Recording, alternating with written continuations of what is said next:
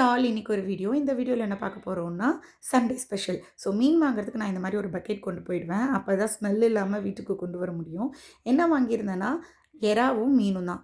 எறா நல்லா பெரிய எறாவே வாங்கிட்டு வந்திருந்தேன். கல்லுப்பு மஞ்சத்தூளும் போட்டு வாஷ் பண்ணியாச்சு. மீன் வந்து வஞ்சர மீன் தான் வாங்கியிருந்தோம். ஸோ இதுக்கு கல்லுப்பு மஞ்சத்தூளும் போடக்கூடாது. சால்ட் நைஸ் சால்ட்டும் மஞ்சத்தூளும் போட்டு நல்லா வாஷ் பண்ணி அதை குழம்புக்கு தனியாக, அதுக்கப்புறம் வந்து வறுவலுக்கு தனியான்னு ரெண்டாக பிரித்து வச்சுக்கணும். ஸோ அப்போ தான் நம்மளுக்கு வந்து மேரினேட் பண்ணுறதுக்குலாம் ஈஸியாக இருக்கும். ஸோ ஃபர்ஸ்ட்டு குழம்புக்கு என்ன பண்ணணும்னா, ஒரு பவுலில் புளி தேவையான அளவுக்கு புளி எடுத்து வச்சு அதை கொஞ்சம் சூடு பண்ணிக்கணும். புதுசா மிளகாத்தூள் அரைச்சிட்டு வந்தேன். அந்த மிளகாத்தூள் வாசமே பயங்கரம். எப்படா மீன் குழம்பு வச்சு சாப்பிடுவோன்னு இருக்கும். அதுவும் புது மிளகாத்தூள்ல மீன் குழம்பு வச்சா அல்டிமேட்டா இருக்கும். ஸோ அப்புறம் என்ன பாக்ஸில் புது மிளகாத்தூள்லாம் ரீஃபில் பண்ணிவிட்டு மீன் வறுக்கிறதுக்கு இந்த மிளகாத்தூள் மட்டும் போட்டால் பத்தாது. ஏன்னா இது வந்து வஞ்சர மீன். வஞ்சர மீனில் அவ்வளோ அளவுக்கு டேஸ்ட் இறங்காது. ஸோ இது கூட நம்ம என்னென்ன ஆட் பண்ணோம்னா 10 பல் பூண்டு, அப்புறம் ஒரு பாதி வெங்காயம், அப்புறம் பாதி தக்காளி. ஸோ இதெல்லாத்தையும் மிக்ஸி ஜாரில் போட்டு கொஞ்சம் கொர கொரப்பாக அரைச்சிக்கணும். அந்த மிளகாத்தூளோட இந்த கொரகொரப்பா அரைச்ச இந்த பேஸ்ட்டையும் ஆட் பண்ணி கொஞ்சம் நல்லா மேரினேட் பண்ணிக்கணும். ஏன் இந்த பேஸ்ட் ஆட் பண்ணுறோன்னா, இது வந்து அந்த மீன் பொளிச்சது அந்த மாதிரி ஒரு டேஸ்ட் வரும். நல்ல பைண்டிங்காகவும் இருக்கும். இதுக்காக நீங்கள் வந்து அரிசி மாவெல்லாம் சேர்க்கவே வேண்டாம். நல்ல பைண்டிங் ஏஜென்ட்டாக இருக்கும். தேவையான அளவுக்கு உப்பு போட்டு மேரினேட் பண்ணி ஒரு 1/2 அன் ஹவர் ஊற வச்சுட்டா போதும். ஸோ வறுக்கும்போது செம்ம டேஸ்ட்டாக இருக்கும். இது போடலைன்னா வஞ்சர மீன் அந்த அளவுக்கு டேஸ்ட்டாக இருக்காது. ஸோ நெக்ஸ்ட் என்ன, மீன் குழம்புக்கு புளியெல்லாம் கரைச்சி அதில் கொஞ்சம் தக்காளி, மிளகாத்தூள் எல்லாத்தையும் கரைச்சி வச்சிரணும். அப்புறம் வெங்காயம், தக்காளி இது 2த்தையும் கட் பண்ணால் நான் வெஜிடேரியன் சமையல் ரொம்ப சிம்பிளாக முடிஞ்சிடும். நான் ஒன்று சொல்கிறேன் பாருங்கள், இருக்கிறதுலே ஈஸியான சமையல் எதுனா அது நான் வெஜிடேரியன் தான்.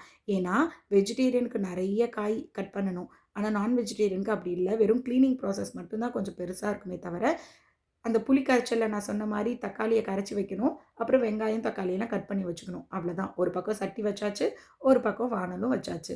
இப்போ எறா தொக்கும், மீன் குழம்பும் அட் அ டைம்ல பக்கத்துல பக்கத்துல கடகடன்னு செஞ்சு முடிச்சிடலாம். ஸோ ப்ரான் தொக்குக்கு என்ன பண்ண போறேன்னா, எண்ணெய் விட்டு கடுகு, உளுத்த அரிசி எல்லாம் போட்டு அது பொரியும்போது நான் கொஞ்சம் பெருங்காயம் போடுவேன். பெருங்காயம் ஏன் போடுறேன் அப்படின்னா, ப்ரான் வந்து வாய்வுன்னு சொல்லுவாங்க.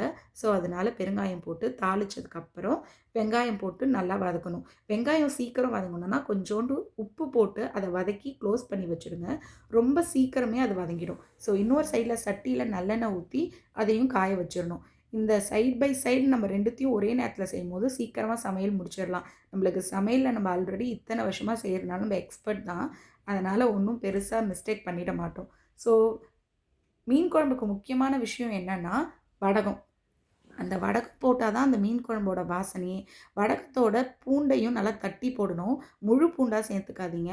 ஒரு 10 பல் பூண்டை நல்லா தட்டி போட்டுட்டு கருவேப்பிலை போட்டு தாளிச்சிடுங்க. அதே மாதிரி ப்ரான் தொக்குக்கும் பூண்டு, அப்புறம் ஒரு துண்டு இஞ்சி இதெல்லாம் இடிச்சே தான் நான் சேர்த்துப்பேன். எதையுமே மிக்ஸியில் போட்டு அரைக்க மாட்டேன். நல்லா இடிச்சுட்டு அதோட சேர்த்துக்க வேண்டியது தான். இடிக்கும்போது ஒரு டிஸ்க்ளைமர், கண்ணை மூடிக்கோங்க. கண்ணில் சாறு பட்டுடுச்சுன்னா பயங்கரமாக எரியும். என்னுடைய பர்சனல் எக்ஸ்பீரியன்ஸ். அதே மாதிரி நல்லா வடகம் பொரிஞ்சதுக்கப்புறம் வெங்காயம் போட்டு வதக்கிக்கணும் மீன் குழம்புக்கு. அதுக்கப்புறம் என்ன, அப்படியே தக்காளியை வந்து ப்ரான் தொக்குல போட்டு வதக்கணும். ப்ரான் தொக்குக்கு தக்காளி சீக்கிரம் வதங்கணுன்றதுனால 1/2 ஸ்பூன் உப்பு போட்டு அதையும் வதக்கி க்ளோஸ் பண்ணி வச்சிடணும். அப்போ தான் சீக்கிரமாக வெங்காயம், தக்காளி நல்லா வதங்கிடும். அப்புறம் நான் சொன்னேன் இல்லைங்களா, அந்த புளி கரைச்சல்ல தக்காளியும் மிளகாத்தூள், உப்பு எல்லாம் போட்டு கலந்துட்டோன்னு, அதையும் இந்த மீன் குழம்பு சட்டியில் போட்டுற வேண்டியதுதான். அவ்வளோதான். குழம்பு கொதிக்கணும். ஸோ ப்ரான் தொக்கு, வெங்காயம், தக்காளி வதங்கிட்டு இருக்கு. சைட் பை சைடு இப்போ 3 பர்னரையும் யூஸ் பண்ண ஆரம்பிச்சிட்டேன் ஃபிஷ் ஃப்ரைக்காக. எண்ணெய் போட்டு பூண்டு தட்டி போட்டு கொஞ்சம் கருவேப்பிலையும் அதோட சேர்த்துக்கணும். அவ்வளவுதான். அப்படியே மீன் அது மேலே வச்சு க்ளோஸ் பண்ணிவிடுங்க. க்ளோஸ் பண்ணால் எண்ணெய் பெருசாக தெறிக்காது. வீடும் ரொம்ப கிச்சனும் மிஸ் ஆகாது.